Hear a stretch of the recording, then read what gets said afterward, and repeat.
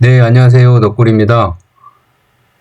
최근에 하늘바이오파마가 힘을 많이 못 쓰고 있죠. 댓글에서도 어떤 분이 남겨주시긴 했지만 많이 떨어진 건 사실입니다.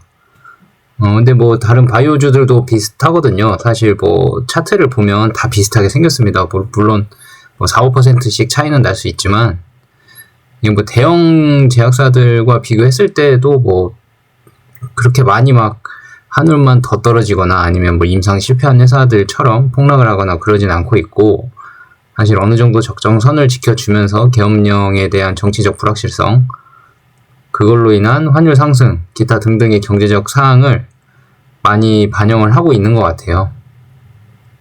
근데 지금 계엄령 상황에 대해서 지금 뭐 주요 인사들이나 아니면 주요 해당 관련자들이 계속해서 뭐 체포가 되거나 지속적으로 지금 사안이 처리가 되고 있기 때문에 뭐 더 딥하게 불확실성이 생길 거라고는 저는 생각지 않는데, 글쎄요, 최악의 상황이 뭘까요? 최악의 상황은 뭐 계엄령이 또 일어나거나 아니면 탄핵이 안 되거나 하야가 안 되거나 뭐 이런 느낌인 것 같은데, 사실 그 정도의 불확실성을 하기에는 지금 정치적으로, 전 정치를 잘 모릅니다만 그 정도 불확실성이 또 나타날까 싶은 분위기는 있죠. 안 나타날 것 같은 생각은 듭니다. 그래서 또 하나의 정치적 불확실성을 반영을 하기에는 지금 많은 것이 반영이 돼 있다. 그러니까 이미 터진 것들에 대해서는 반영이 거의 다 되어 있지 않나 싶은 생각이 좀 들고, 사실 그런 것 때문에 주가가 떨어진 거라면 살 이유도 팔 이유도 안 되죠. 근데 뭐 가격 면에서 보면 지금 펀더멘털과 가격 면에서 보면 기대감도 그렇고요, 많이 떨어진 건 사실입니다. 그러니까 현명하신 분들은 판단을 잘 하시리라 믿고, 그리고 제가 누누이 말씀드리지만 시계열이 상당히 꽤 길어요. 하늘바이오파마가. 이게 뭐 내년에 바로 뭐 어떻게 될 거다, 아니면 내후년에 바로 뭐 어떻게 될 거다, 이게 뭐 내년에 갑자기 10만 원이 간다, 뭐 이런 상황은 아마 없을 겁니다. 시계열이 생각보다 길고, 만약에 나는 돈이 급해, 지금 빨리 수익을 내야 돼, 다른 종목을 돌아다닐 거야 하시는 분들은 지루한 싸움이 될 수도 있고, 나는 꾸준히 모으면서 기다릴 거야 하시는 분들은 아마 뭐 2, 3년, 4, 5년 모으시다 보면 큰 수익으로 돌아오지 않을까 싶네요. 근데 처음에 말씀드린 뭐 나는 수익을 지금 내야 돼, 당장의 테마주나 아니면 오늘 하루 2, 3% 뭐 커피값이라도 아니면 소위 말하는 용돈벌이라도 하려면 나는 상승하고 있는 종목들을 올라탈 거야 하시는 분들은 사실 지금 이번 계엄령 터졌을 때 아마 이 하락장에서 수익 내는 게 쉽지 않겠다고 생각을 하셨을 거예요. 손절도 많이 하셨을 거고, 장이 하락하면 장사가 없습니다. 아무리 단타를 잘 치는 사람도 떨어지는 장에는 어떻게 당해낼 재간이 없어요. 그러니까 저와 철학이 안 맞으시는 분들은 어쩔 수 없습니다. 이거는 시계열이 깁니다. 뭐 당일 등락은 있을 수 있지만 그 파도 타기 잘 하실 자신이 있으면 하시되 돈은 못 지켜드립니다. 펀더멘털 위주로 매수 매도를 하시는 분들이야 뭐 제가 드릴 말씀은 더 없고요, 본인의 철학대로 하시면 됩니다. 바로 다음 섹션을 가져와 봤는데요. 지금 이 내용은 뭐냐면 그 1402번 부작용 없는 물질 있잖아요. 그 물질에 대해서 처음에 임상 1상을 진행을 했던 겁니다. 1401번이 부작용이 있으면서 임상이 중단이 잠깐 된 적이 있고, 다시 그 알부민이 이슈가 이제 해결이 되면서 부작용이 해결이 되는 물질이 1402번 물질인데, 이 1402번 물질이 왜 potentially best in class, 그러니까 잠재적으로 베스트 인 클래스가 될 수 있는 프로파일이 이 임상 1상에서 데이터로 나왔습니다. 그러니까 한번 보시면 이게 이제 IgG는 많이 감소할수록 좋다 그랬죠. IgG 감소율을 본 건데, 지금 투여를 한 지 5일, 10일, 15일, 20일 밑에 왼쪽에 있는 그림 보시면 됩니다. 5일, 10일, 15일, 20일 이렇게 날짜가 지날수록 많이 감소를 하고 있죠. 그러니까 이게 멀티플 어센딩 SC 도스니까 SC 주사 제형을 다량 투여를 한 거예요. 일주일에 한 번씩. 여기 보시면 뭐 파란색 선은 600mg을 넣었던 거고, 그 다음에 뭐 보라색이라 그러죠. 보라색 선은 300mg 넣었던 거고요. 회색선은 대조군입니다. 비교군이고, 그다음에 아주 연한 흰색 선은 이제 300mg의 대조군입니다. 한번 보시면 용량이 600ml 넣었을 때 IgG 감소량이 더 깊죠. 300ml 넣었을 때보다 파란색이 더 많이 내려갔죠. 그러니까 투여 용량에 따라서 IgG가 비례하게 감소한다 라는 걸 알았고, 가운데에 있는 그림을 보시면 똑같이 파란색 선이 600ml 넣었을 때인데 보라색 선도 300ml 넣었을 텐데요. 대조군, 회색과 하얀색 실선의, 선들에 대해서 차이가 별로 없죠. 이게 지금 알부민 이슈에 대해서 지금 부작용을 검토를 한 건데, 알부민이, 대조군들이나 아니면 600ml, 300ml 넣었던 사람들이나, 그러니까 약을 투여한 투여군이나 투여하지 않은 대조군들이나 똑같습니다. 그러니까 이 약을 용량을 많이 넣어도 알부민 이슈가 전혀 생기지 않는구나 라는 거를 일상을 통해서 증명을 했고요. 더불어서 LDL 콜레스테롤 수치를 한번 비교를 해보면 똑같죠. 대조군이나 약을 안 넣은 대조군이나 색깔이 있는 600ml, 300ml 넣은 위약군, 실험 대상들, 임상 실험을 진행한 사람들이나 알부민 LDL 콜레스테롤이 변화가 거의 없죠. 비슷하죠. 그러니까 이 140 2번 물질은 140 1번 물질이 갖고 있던 알부민과 LDL 콜레스테롤 수치가 변함이 없구나 라는 거를 증명을 해서 이게 잠재적으로 베스트 인 클래스의 가능성이 높다 라고 이뮤노반트는 판단을 한 겁니다. 여기 보시면은 UCB나 얀센이나 알제넥스나 이뮤노반트나 이렇게 4개의 회사가 있는데, 사실 제일 지금 빠른 게 알제넥스고, 그 다음이 얀센, 존슨앤존슨이 얀센을 인수를 했거든요. 얀센이고 그 다음 이뮤노반트인데, 나머지 UCB 같은 경우는 거의 이제 끝났다고 봐야 되고요. 알제넥스 같은 경우는 지금 약을 팔고 있어서 시가총액이 많이 올라가고 있고, 이뮤노반트는 아직 움직이지 않고 있습니다. 그 이유는 제 생각에는 알제넥스가 많이 올라가고 있는 이유는 이미 FcRn 약을 FDA에 제일 먼저 승인을 받았고 처방을 진행을 하고 있고 돈을 벌고 있는 상황이고요. 그래서 시장에서는 선도로 진입을 했으니까 알제넥스가 많이 FcRn 시장을 가져갈 거다라고 생각을 하고 있고, 이뮤노반트 입장에서는 지금 아직 약을 출시를 안 했고요. 부작용이 한번 나오면서 140 1번 부작용이 발견이 되면서 140 2번으로 넘어가는 마당에 시간이 좀 걸리게 됐고, 그로 인해서 디스카운트를 많이 받고 있습니다. 근데 장기적으로 한번 보면 이거는 3, 4년 후의 일이 될 수 있고 4, 5년 후의 일이 될 수 있지만 약 편의성 면에서는 이뮤노반트가 훨씬 좋거든요. 병원을 안 가도 되고, 똑같이 일주일에 한 번인데 병원을 안 가도 되고 집에서 자가조사를 놓을 수 있는 편의성이 있고, IgG 감소 농도도 알제넥스보다 이뮤노반트가 훨씬 높습니다. 그래서 베스트 인 클래스 가능성이 아주 높은 약이고, 그래서 지금 이 시가총액 디스카운트의 차이가 알제넥스와 이뮤노반트의 그 디스카운트 차이가 점점 좁혀지지 않겠냐. 시간이 지날수록 지금 예를 들어서 한 60, 70%의 디스카운트를 받고 있다고 하면 점점 결과가 나오거나 시간이 지나면 지날수록 디스카운트 해소 요인이 더 많지 않겠냐라는 생각이 듭니다. 그러니까 장기적으로 우상향을 할 수 있는 가능성이 좀 높지 않나 라고 생각을 하고 있고, 이뮤노반트가 장기적으로 높아지면 한올바이오파마도 당연히 물론 출렁출렁 할 수도 있지만 우리나라 정치적이나 아니면 자본시장 상황 특성상 조금의 차이는 있을 수 있지만 비슷한 주가 흐름을 따라갈 확률이 높다라고 생각을 하고 있고, 내년 이제 3월이 좀 분수령이 될 것 같아요. 내년 3월에 이뮤노반트가 MG 중증 근무력증에 대한 FDA 임상 3상 결과가 나오는데, 그 임상 3상 결과가 좋게 나오면 이제는 FDA 승인을 신청을 할 수 있고, 물론 140 1번 부작용이 있는 물질로 승인 신청을 할 겁니다. 승인 신청을 할 수도 있고, 또는 그로 인해서 파생되는 여타 대형 제약사들이 인수할 수 있는 인수 가능성이 좀 높아질 수 있고요. M&A 확률도 있고, 한올바이오파마 입장에서는 그 140 1번 바토클리마 부작용이 있는 물질이 일본 시장에 아직 진출을 안 했기 때문에 일본에서는 지금 글로벌 임상을 진행을 하고 있거든요. 제가 말씀드리는 거는 기술수출 계약을 진행을 할 수 있기 때문에 기술수출 계약 140 2번에 대해서요. 기술수출 계약을 또 한다면 또 한 번의 트리거가 될 수도 있을 것 같고요. 그런 건 논외로 치고 일단 이뮤노반트 가치만 보자면 알제넥스와 시가총액 차이가 많이 벌어진 만큼 이제 좁혀나갈 가능성이 높다. 그게 분수령이 내년 3월이 되지 않겠나 싶은 생각이 조금 듭니다. 뭐 다 따라가진 못할 거예요. 그래도 조금씩 차이를 줄여나가지 않을까라고 생각을 하고 있습니다.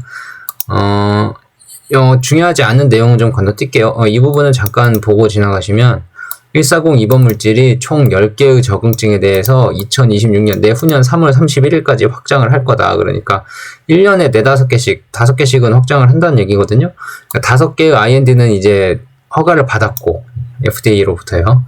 지금 2025년 3월까지는, 여기 2025년 3월까지는 4-5개가 진행을 할 건데, 5개까지는 확인했다니까, 지금 뭐, 예를 들어서 TED 같은 경우는 아마 이때까지는 안 들어가고 아마 나중에 들어갈 수도 있을 것 같아요. 그러니까 아마 내년 3월까지는 4개의 적응증에 대해서 1402번으로 시작을 할 것 같고, 그 다음에 26년 3월까지는 총 10개의 적응증에서 진행을 할 것 같습니다.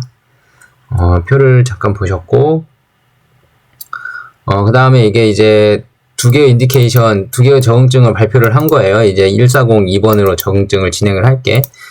이게 언맷 니즈, 요구치가 높은, 그러니까 아직 해결이 안 된 요구치가 높은 환자들에 대해서 치료 패러다임이 바뀔 거다, 잠재적으로 바뀔 거다라고 생각을 하고 있고, 그레이브스병 같은 경우에도 그렇고요. 류마티스 관절염 중에서도 이제 TNF나 그런 계열들이 안 들었던 사람들을 대상으로 또 진행을 하기 때문에 효과가 없던 류마티스 환자, 지금까지 있던 치료제들을 써도 효과가 없던 류마티스 환자들 사이에서 하늘바이오파마 약물이 효과가 높을 수 있다고 기대를 하고 있고요.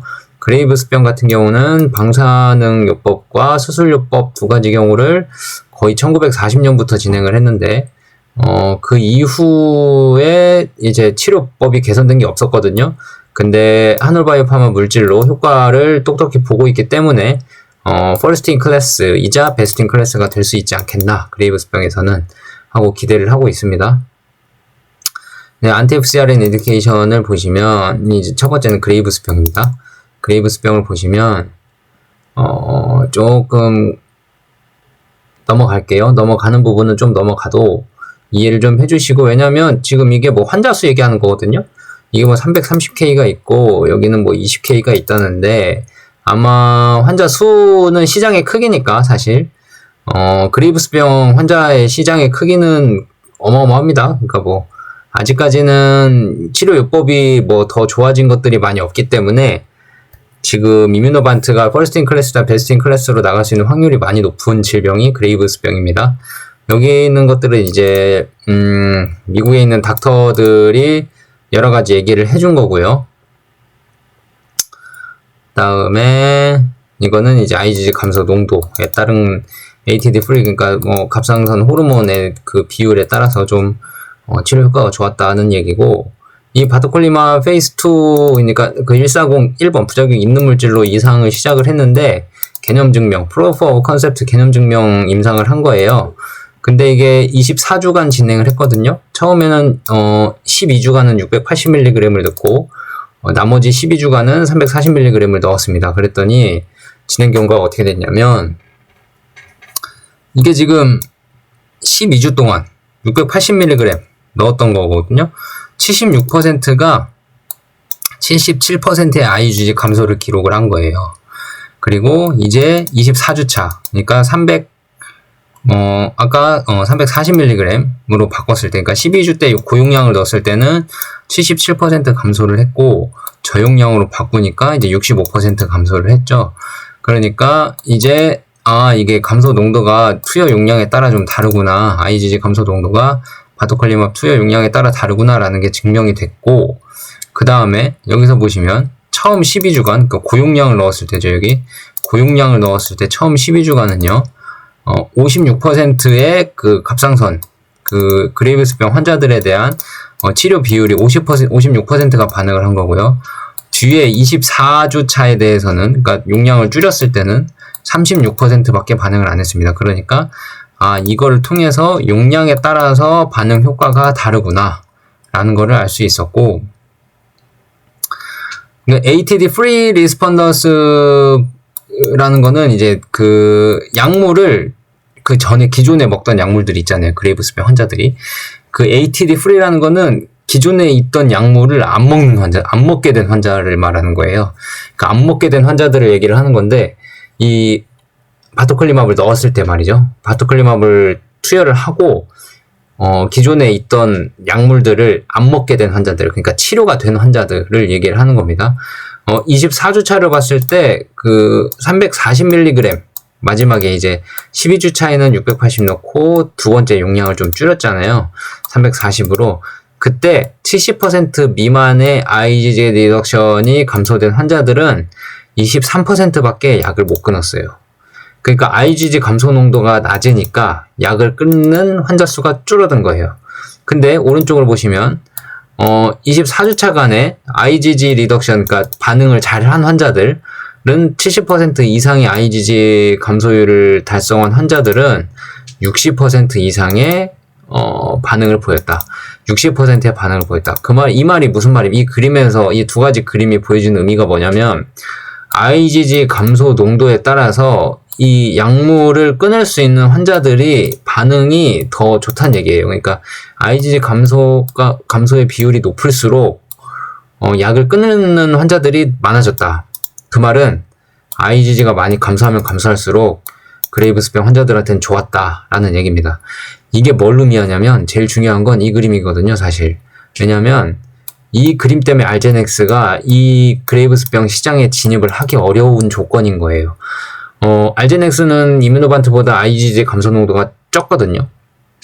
60% 중반에서 70% 초반 왔다 갔다 하고 있는데, 그 IgG 농도 가지고는 그레이브스병 환자들이 이 첫 번째 70% 미만의 IgG 감소가 일어날 확률이 크고, 그러면 약을 끊는 환자 수가 그러니까 약을 끊는 환자 수의 반응이 이뮤노반트보다 상대적으로 훨씬 덜할 거다, 이 말이죠. 그러니까 이게 지금 23%대 60%면은 3배가 좀 안 되는 차이거든요. 2.5배 정도 되는 것 같은데, 2.5배 정도의 효율이 이뮤노반트 약이 훨씬 더 좋을 수 있다. 그러니까 알제넥스는 사실 이 정도 수치에 해당하기 때문에, 이 왼쪽 그림의 이 70% 미만에 해당하기 때문에 약물을 끊는 환자가 적을 거예요. 그래서 진입은 할 수 있겠죠. 뭐 효과는 없진 않을 거예요. 근데 반응이 아주 드물게 나타날 거고, 이뮤노반트 같은 경우는 IgG 감소 농도가 높기 때문에 환자가 약물을 끊을 수 있는 환자들이 많을 수 있습니다. 그러니까 효과가 좋은 거죠. 그럼 의사가 봤을 때는 효과도 좋고 집에서 넣을 수 있고 똑같이 일주일에 한 번이고 할 거면 누가 알제넥스 약을 그레이브스병에 쓰겠습니까? 만약 임상을 통과를 한다고 해도 당연히 이뮤노반트 약을 쓰겠죠. 그러니까 이 비율이 IgG 감소 농도에 따른 ATD free, 그러니까 기존에 먹던 약물을 끊는 환자들이 의미하는 건, 알제넥스나 다른 경쟁사들이 진입을 못하도록 실험을 한번 해봤는데 결과가 이렇게 나와버렸다. 그래서 알제넥스는 들어오기 힘들다. 그러면 first in class이자 best in class 확률이 많이 높아졌다 라는 얘기가 되겠죠. 이 T3, T4 항체는 나중에 이제 보시면 되고, 이건 줄어드는 게 좋은 거니까요. 이거는 줄어드는 게 좋은 거니까, 그냥, 이거는 갑상선 호르몬에 대한 그 개념 증명 같은 내용입니다. 그러니까, T3, T4가 줄어들면 좋다라는 내용이고, 이거는 이제 용량에 따른 거예요. 이 680mg 용량을 넣었을 때랑 340mg 용량을 넣었을 때랑 비교를 해보시면, 이게 가파르기가 680이 훨씬 딥하죠. 그러니까, 이게 좀 더 딥하게 들어갈수록 바토클리맙 효과가 좋다라는 얘기고,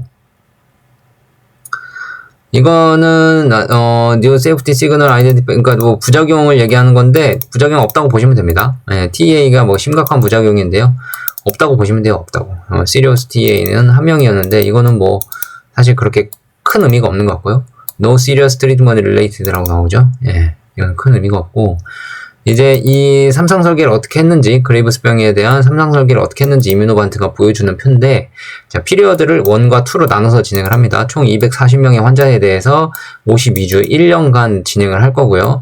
240명의 환자에 대해서 그룹을 3그룹으로 나눕니다. 그룹 1은 어떻게 할 거냐? 600mg의 1402번을 부작용이 없는 물질을 투여를 하고요. 26주간이요. 그 다음에 추후에 또 그 환자에 대해서 똑같은 용량을 26주간 투여를 할 겁니다. 그 다음에 600mg 그룹 2는 600mg을 투여를 처음에 26주간 똑같이 할 거고요. TRAB 리스폰더, 그러니까 반응이 있냐, 약물에 대한 반응이 있냐 했을 때 no, 없으면 600ml 그대로 넣고요. 반응이 있다 싶으면 yes 하면 약을 안 넣어버리는 겁니다. 그러니까 600ml 단일 용량으로 하는 거예요. 왜냐하면 왜 600ml 단일로 할까요? 300ml는 또 안 하고. 이것 때문에 그래요. 여기 때문에. 이게 지금 감소가 많이 되면 될수록 반응률이 좋으니까 굳이 많이 안 떨구는 겁니다. 여기서 600ml 넣었는데 여기 약물을 이제 안 넣어도 될 만큼 반응이 있냐 했을 때 yes 하면 이제 약물 안 넣어도 되겠죠. 그죠? 그리고 3번은 애초부터 약을 안 넣는 거예요. 그러니까 얘는 실험 대조군인 거죠. 비교군인 거죠. 그러니까 이렇게 진행을 합니다. 52주간 1년간이니까 올해 12월에 넣으면 내년 12월쯤이나 1월쯤 끝날 거고요.